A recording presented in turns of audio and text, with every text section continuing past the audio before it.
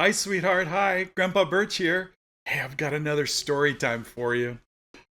Oh, it's Franklin of Franklin's Halloween by Paulette Bourgeois and Brenda Clark. Franklin's Halloween. There's Franklin. Okay, here we go. Franklin could count by twos and tie his shoes. He knew the days of the week and the months of the year. And holidays in every season. Today was October 31st. It was Halloween. Franklin could hardly wait for tonight's costume party. Everyone would be there. Oh, they got the jack-o'-lantern out by the door, and look at, he's going through his box of goodies to make himself something spooktacular. Ooh, there's Franklin talking to his buddies. Franklin and his friends had talked about a party for weeks. There would be games, prizes, and even a parade. Best of all, there would be a haunted house. I think there will be bats and spiders, said Franklin. And skeletons, added Beaver. Rabbit shivered. Oh, my sister says she saw a real ghost in there last year. Ah, that's silly, Rabbit, said Beaver. There are no real ghosts, I think. All of Franklin's friends were excited because of the costume contest. There's Franklin's dressing up as all kinds of things. Did you see him dressing up? The bearded king, the court jester. Franklin, he wasn't sure what he was going to wear. He tried on everything in his dress-up trunk, but nothing seemed quite right.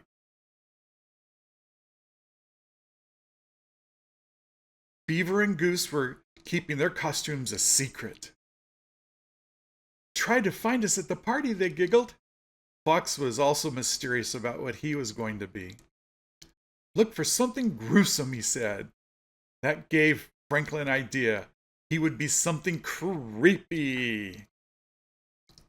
Oh boy, Franklin's gonna be creepy. Look at the ghost cutouts that Beaver made.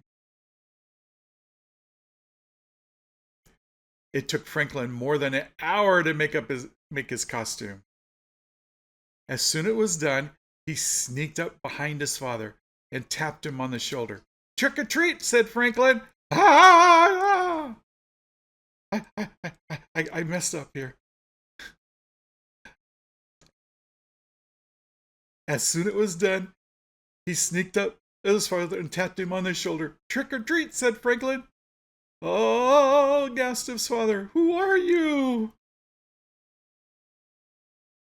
In his deepest and spookiest voice, Franklin answered, It's me, Franklinstein, Franklinstein.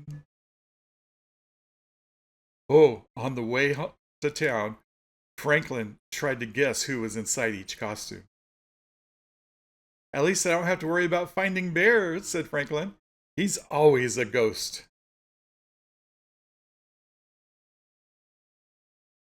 By the time Franklin and his parents arrived, the party had started. Franklin spotted a ghost in the apple bobbing and hurried towards him. Hello, Bear, Franklin said. Ooh, answered the ghost. Oh, that's good, Bear, said Franklin. You sound really scary. Franklin bobbed for an apple, and then he ran to the pumpkin toss. It was his favorite game because he always won a treat.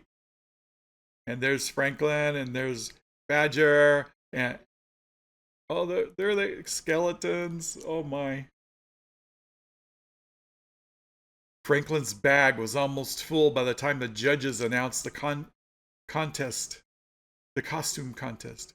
While everyone lined up for parade, Franklin tried to find more of his friends. He thought he recognized Beaver, Goose, but where was Fox? Fox is dressed up like a mummy. They marched around the building twice. Franklin made a horrible monster sounds and shuffled with stiff, straight legs. he won a prize for being the best green monster. Ha ha! He's green. He's the Franklin monster.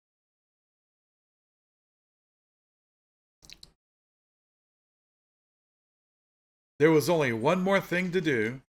Go into the haunted house. You first, said Beaver, pushing Franklin towards the door. It creaked open. A skeleton rattled. Chains clanged, and there were moans. Franklin stepped on something crunchy. Suddenly, a big, hairy hand reached out in the darkness. Franklin's heart beat hard and fast, but before he could scream, a light was flicked on. Poof! Uh-oh! Trick or treat, shouted Mr. Mole. Franklin looked around nervously, and then he laughed. The hairy hand was only Mr. Mole's mop. Here's a treat for braving the haunted house, said Mr. Mole. A ghost came before you. He got so scared he flew away. But Bear can't fly, said Franklin.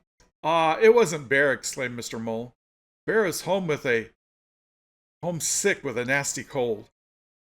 Franklin shuddered.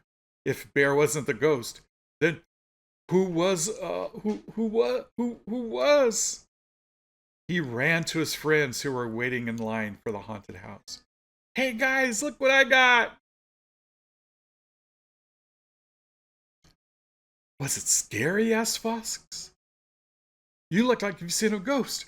Maybe I did, said Franklin. He told them what Mr. Mole had said. You mean that Bear was never here? Asked Beaver. Franklin shook his head. The ghost flew over him. Look, there's the ghost flying.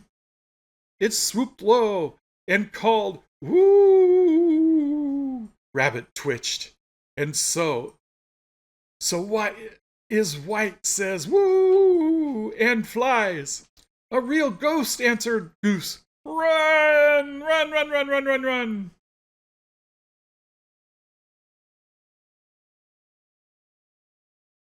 Franklin was about to follow when he saw a feather floating down. Stop, he shouted. I think I know who the ghost is. Franklin showed them the feather. Look, it must be Mr. Owl. Even Rabbit giggled when he realized the trick their teacher had played.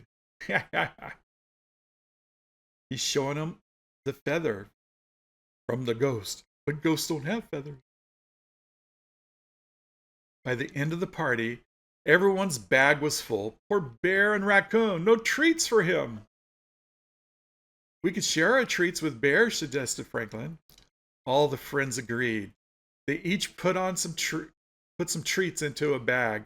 Then they walked to Bear's house and left the bag on the doorstep. Trick or treat, they called. Oh, there's the bear. On the way home, Franklin looked into his treat bag. Goodness, says his mother, you have enough there to last until next Halloween. Maybe, said Franklin, sampling a few, but secretly, he hoped the treats would last until the end of the week. Ha ha. And that is the end of the story. What did you think of Franklin's Halloween? All right, bye for now. And remember, Grandpa Birch thinks you're special.